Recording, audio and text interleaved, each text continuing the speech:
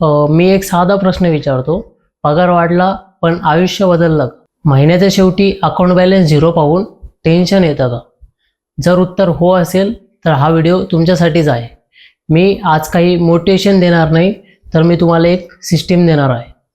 आपण middle class लोक मेहनत कमी करत नाही. सकाळी उठतो, कामाला जातो, जबाबदाऱ्या पार पाडतो, पण एक गोष्ट करत नाही, ती म्हणजे प्लॅनिंग. आणि प्लॅनिंग केलीच नाही तर पैसा येऊन सुद्धा टिकत नाही. आता मी तुम्हाला काही पॉईंट सांगणार आहे जेणेकरून तुम्ही फायनान्शियली ग्रोथ करू शकता.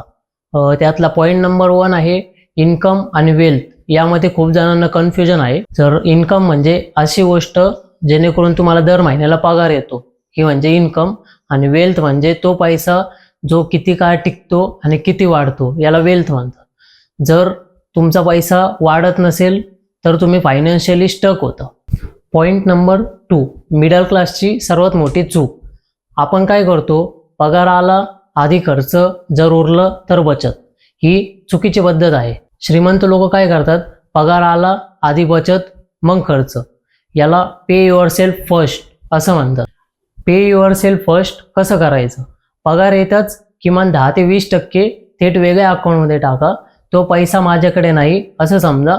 हा एक छोटा डिसिजन आहे, पण लॉंग टर्ममध्ये आयुष्य बदलणारा डिसिजन आहे. Point 3 bucket system.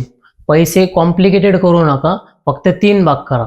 फर्स्ट बकेटमध्ये एक्सपेन्सेस, घर भाडं, बिल्स, ट्रॅव्हल्स अशा गोष्टी फर्स्ट बकेटमध्ये टाका. इथे कंट्रोल गरजेचं आहे. सेकंड बकेट आहे सेफ्टी. यामध्ये 6 महिन्याचा खर्च, एमर्जन्सी फंड.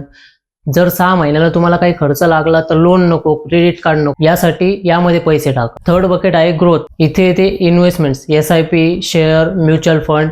इथे वेल्थ तयार होतो. पॉईंट नंबर 4, फक्त बचत का पुरेशी नाही? बँकेत पैसे ठेवले म्हणजे आपल्याला सुरक्षित वाटतं, पण एक सत्य आहे, इन्फ्लेशन. आज जे 100 रुपयात मिळतं ते पुढच्या 10 वर्षानंतर 200 रुपयातही मिळणार नाही. म्हणजे बचत केली पण इन्व्हेस्टमेंट नाही, तर पैशाची व्हॅल्यू हळूहळू कमी होते. पॉईंट नंबर 5, इन्व्हेस्टमेंट कधी सुरू करायचं? बहुतेक लोक म्हणतात आधी पगार वाढू देत, पण सत्य उलट आहे. पगार वाढतो कारण इन्व्हेस्ट केलं जातं. अमाऊंट इम्पॉर्टंट नाही, कन्सिस्टन्सी इम्पॉर्टंट आहे. Point number 6, EMI traps. खूप लोक या ट्रॅपमध्ये अडकलेत. Phone EMI, bike EMI.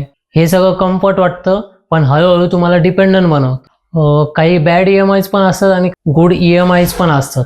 तर बॅड EMIs मध्ये लाईफस्टाईल झालं, तुमचे स्टेटस आयटम झालं, हे बॅड EMIs असतात. पण गुड EMIs म्हणजे एज्युकेशन, स्किल्स, होम, हे जे काय असतात ते गुड EMIs असतात. पॉईंट नंबर 7, मनी ट्रॅकिंग.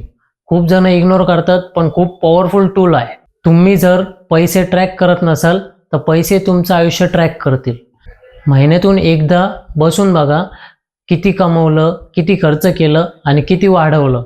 हेच आहे फायनान्शियल कंट्रोल. मिडल क्लास माणूस सर्वांसाठी जगतो, पण स्वतःच्या फ्युचरसाठी प्लॅनिंग करत नाही आणि मग म्हणतो पैसे कधीच पुरत नाही. तुम्ही गरीब नाही, तुम्ही कमी नाही, तुम्ही फक्त सिस्टीम शिवाय जगताय. सिस्टीम आली की स्ट्रेस कमी होतो, क्लॅरिटी येते आणि ग्रोथ सुरू होतो. जर हा व्हिडिओ रिअल वाटला असेल तर चॅनलला सबस्क्राईब नक्की करा. हा चॅनल मोटिवेशनसाठी नाही तर मिडल क्लास ग्रोथसाठी आहे. पुढचा व्हिडिओ लवकरच येणार आहे. हा व्हिडिओ सेव्ह करा आणि शेअर करा ज्याला या सिस्टीमची खूप गरज आहे.